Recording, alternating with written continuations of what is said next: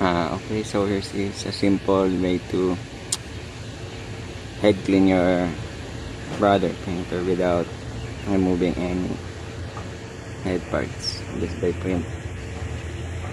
press this stop button, then copy short,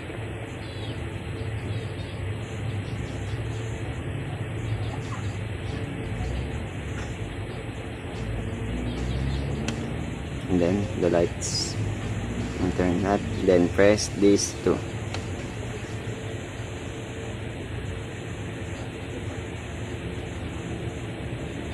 then it will start the process. You will hear some mechanical parts inside, cleaning inside.